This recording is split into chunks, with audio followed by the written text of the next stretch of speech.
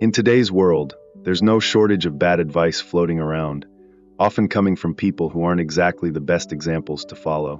One of the things the Stoics emphasized was the importance of being able to separate good advice from bad advice, just like a money changer knows how to spot a counterfeit coin. Epictetus suggested that we need to develop a sharp eye for recognizing whether the advice we receive is genuine and worthy of following. So, how do we separate the good from the bad? First, ask yourself, do I respect this person? Is this someone I admire and want to learn from? Do they truly understand what they're talking about? If everyone followed this advice, what kind of world would it create? These are the types of questions we should ask ourselves when sifting through the flood of opinions. And in this post, we're going to explore some of the worst advice out there and see how Stoic philosophy would guide us toward a better way of thinking and living. This kind of advice often sounds like it's encouraging us to be confident, but when you dig deeper, it promotes arrogance.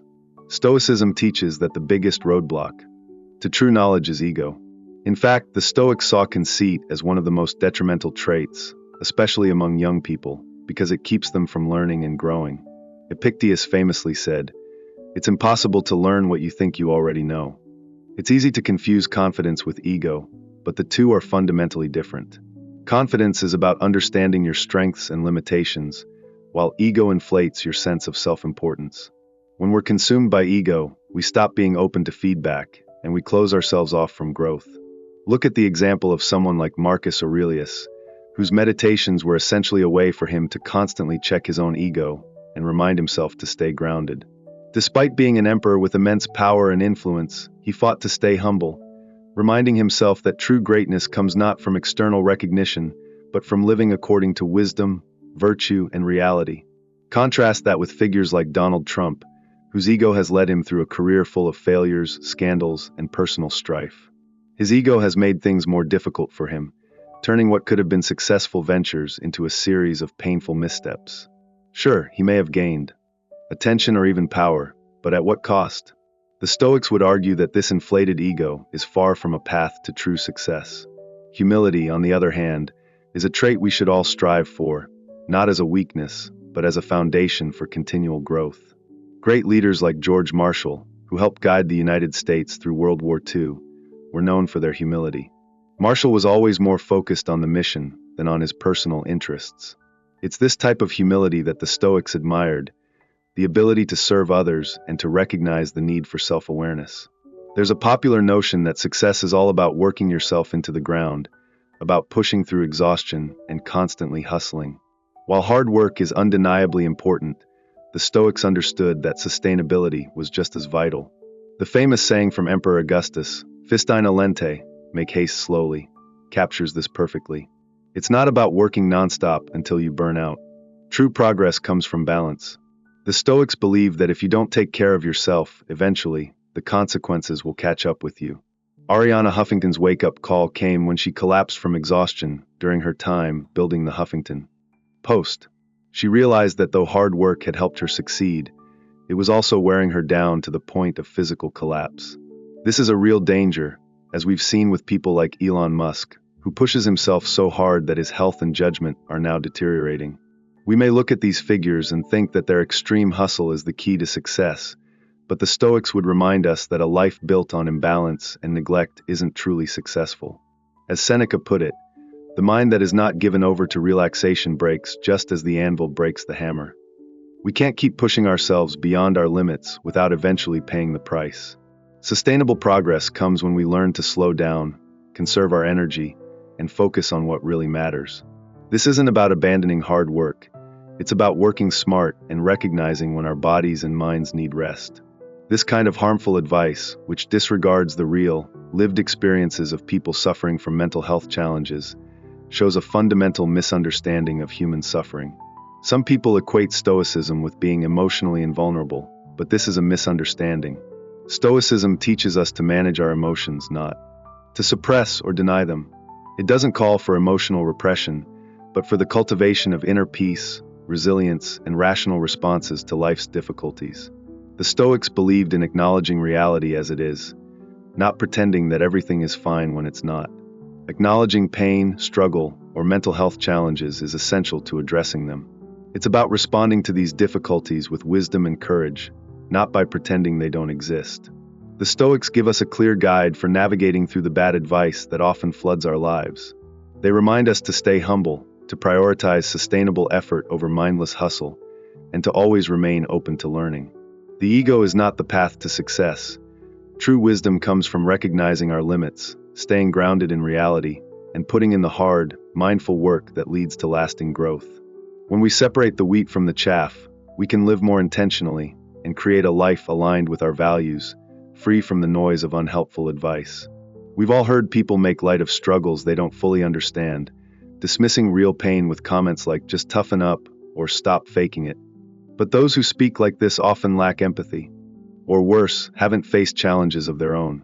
The idea that philosophy can solve all of life's issues, or that people struggling with mental health simply need to snap out of it, is not only misguided, it's harmful. True understanding comes when we listen, not judge. Reading novels, memoirs, or the personal experiences of others allows us to see through their eyes. It helps us understand what someone might be going through, especially when it comes to conditions like depression. When you hear someone describe the crushing weight of it, the last thing you do is question them. You listen, you empathize, and you offer support because, when it comes down to it, you could easily be in their shoes. This is one of the lessons we learn from figures like Marcus Aurelius. In his meditations, he reflects on his own suffering, not just from physical ailments but from emotional and mental struggles too. Marcus wasn't immune to life's difficulties. He had plenty of reasons to despair, yet he still found a way to get out of bed and face the day. His internal debate about doing so, in Book 5 of Meditations, shows just how deeply he struggled, yet he found ways to keep going. We all face moments when life feels unbearable, but that doesn't mean we should dismiss those who are hurting.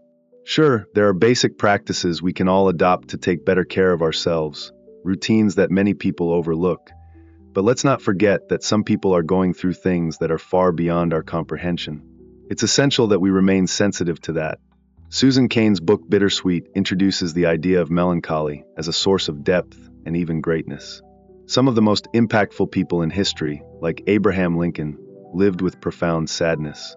Lincoln struggled with depression to the point where his friends were worried he might harm himself.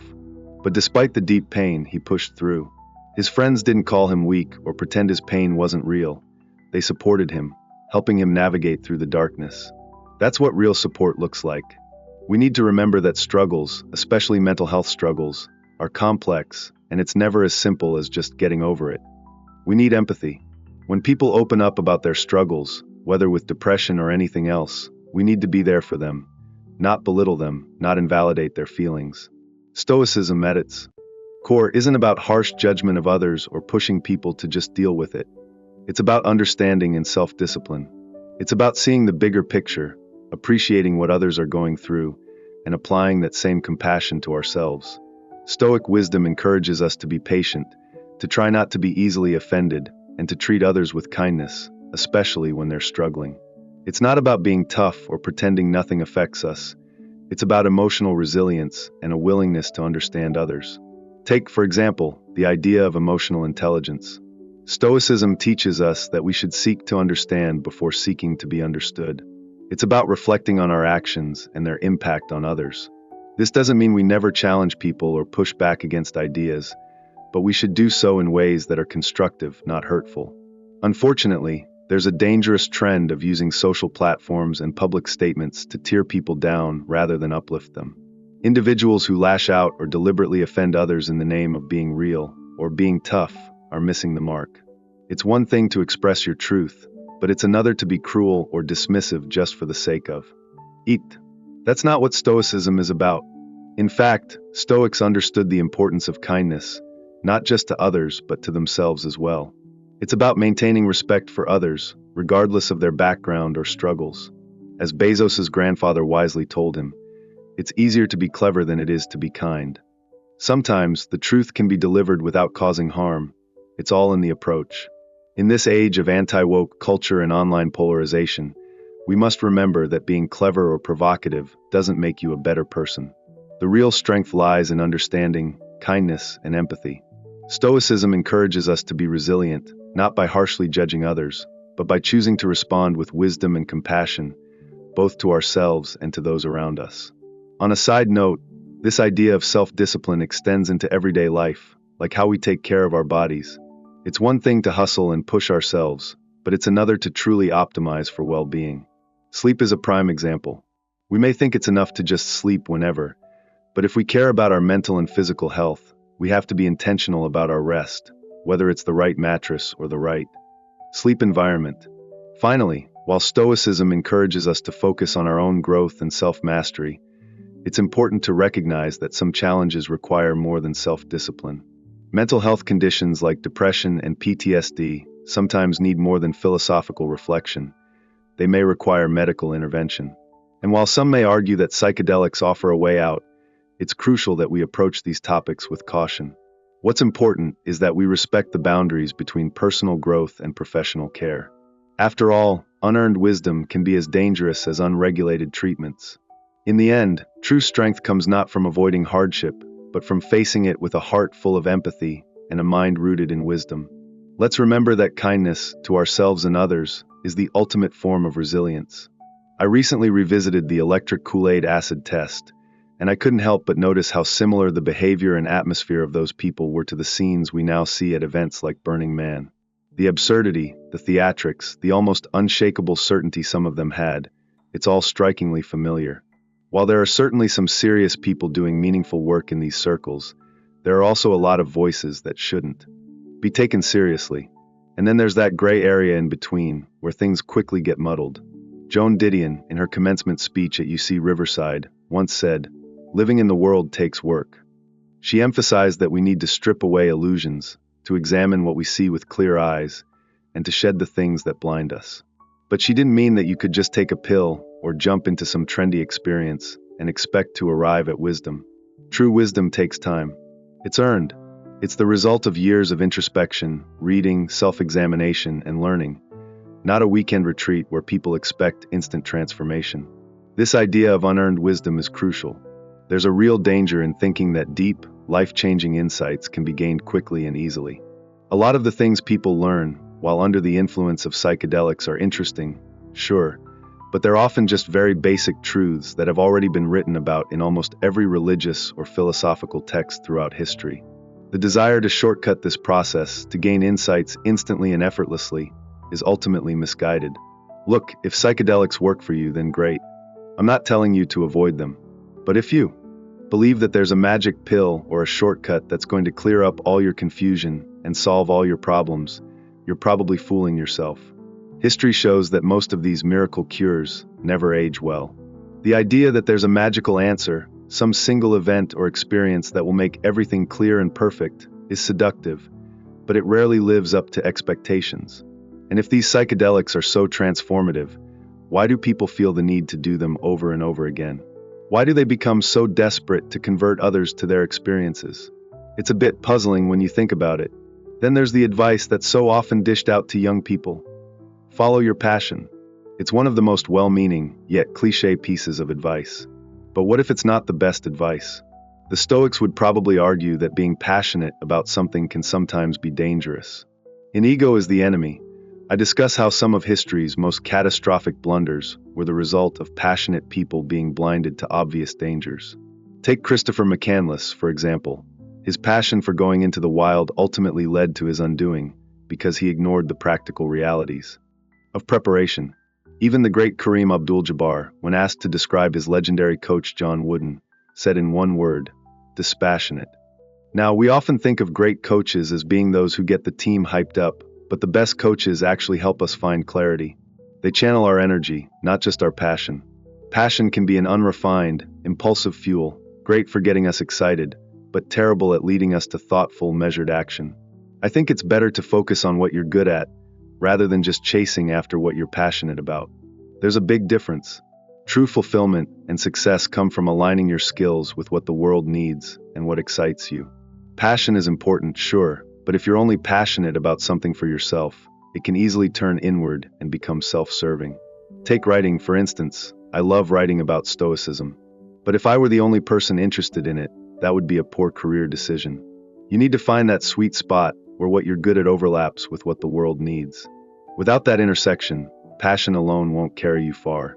I want to hire people who are competent, emotionally mature, and rational, not necessarily those who are the most passionate. Passion often clouds judgment, leading people to make decisions that are more about fulfilling their own desires than contributing meaningfully to a team or a project. As Nietzsche said, great passions are maladies without hope. We can look at history and see how many passionate people, think Napoleon or even George W.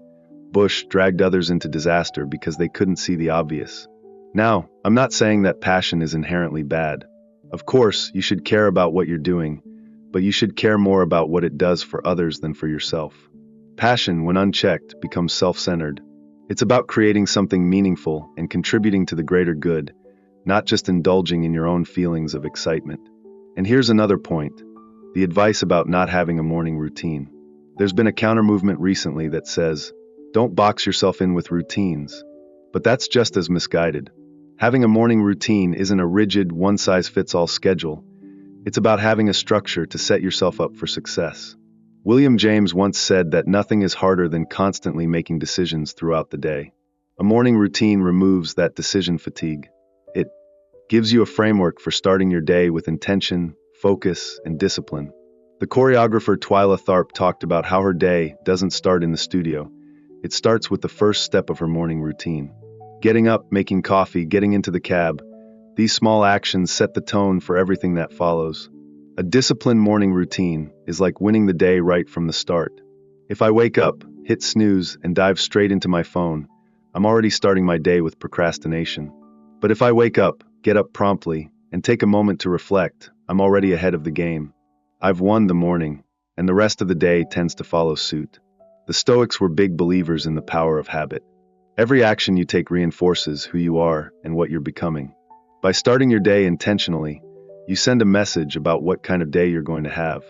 As Marcus Aurelius says in Meditations, when you wake up and feel that resistance to getting out of bed, you remind yourself that you were born to work, to contribute to the world. The resistance is always there, trying to pull you back into comfort, but it's your choice whether to give in or push through. So, don't be fooled into thinking you can just wing it. Establish a morning routine and turn yourself over to it. It'll be a game changer for your productivity, discipline, and mental clarity.